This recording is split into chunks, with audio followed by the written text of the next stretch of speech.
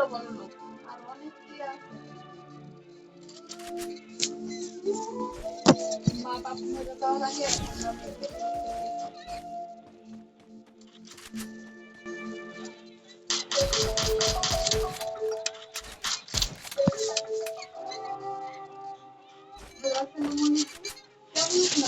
ওয়ালাইকুম আসসালাম। আপনারা কেমন আছেন? ভালো থেকে কেমনি আজকে কতদিন পর আমি আপনার কণ্ঠ শুনলাম এই আপনি ভালোবাসা না আর ইচ্ছা করে ফোন দিই নাই। তোমার জন্য একটা বিরাট সারপ্রাইজ আছে। সারপ্রাইজটা দিন বললে আর ফোনটা দিই। আপনি নাকি আমার ভাবে রাগে হয়ে যাবেন আর আপনার কি চাকরি হয়েছে আরে টাকা তো খুবই সামান্য একটা বিষয়। তোমার আমি ইউরোপ নিয়ে যাবো।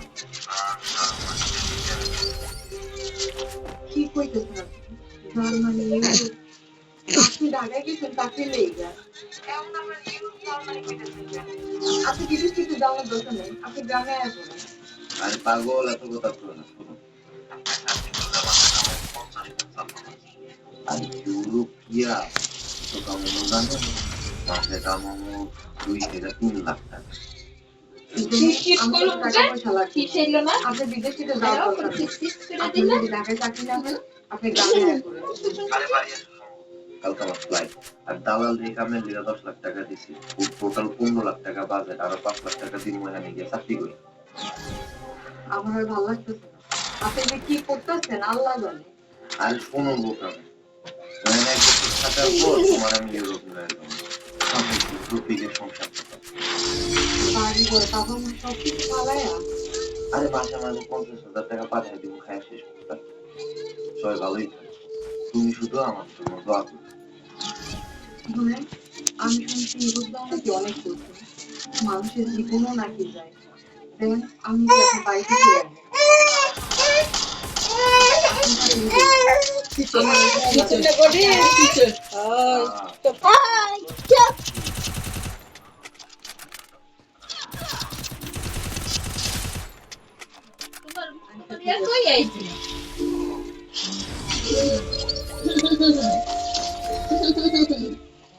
আরে বাবা রে, তুই কোনো চিন্তা করিস না। তুই যখন চিন্তা করে নিস তুই ইউরোপে যাবি, ইনশাল্লাহ তুই ইউরোপে যাবি। কোনো চিন্তা নেই। এই, মায়ের কাছে চল। না বাবা বাবা তুই কোনো চিন্তা ভাবনা করিস না শরীরে দোয়া করিস শরীর ফেলার মতো ইউরোপে গিয়ে পড়তাম আবার তোমরা সময় শুধু পাবি বৌমারা নিয়ে আসবি তোরা দুজন যদি সুখে থাকো আমি বাড়ি চিন্তা কর বৌমা আমাকে অনেক যত্নার্থী করে তুই কোনো চিন্তা করিস না বাপ কাউকে পেলে নে উড়ার আগে আবার একবার কল দিস আচ্ছা বাবা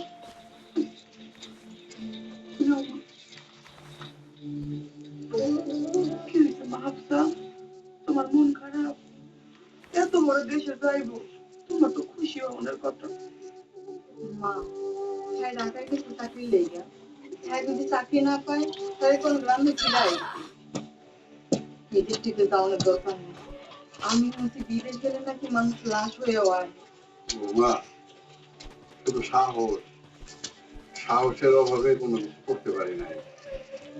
আমাকে সময় বিদেশ যেতে 1 লক্ষ টাকা লাগতো। এই সময় কত মানুষ বিদেশে গেছে, কিন্তু আমাকে সামনে গিয়া রাতারাতি টাকা পয়সা কামায় বড় লোক হয়ে গেছে। আর এই যে দেখো, সাহসের অভাবে আজকাল মতো কি অবস্থা। তোমরা যেহেতু সাহস করছে ইউরোপে যাইবো, তুমি আর অমত করো না। তুমি ওর লেগে পড়ান করে দোয়া করো।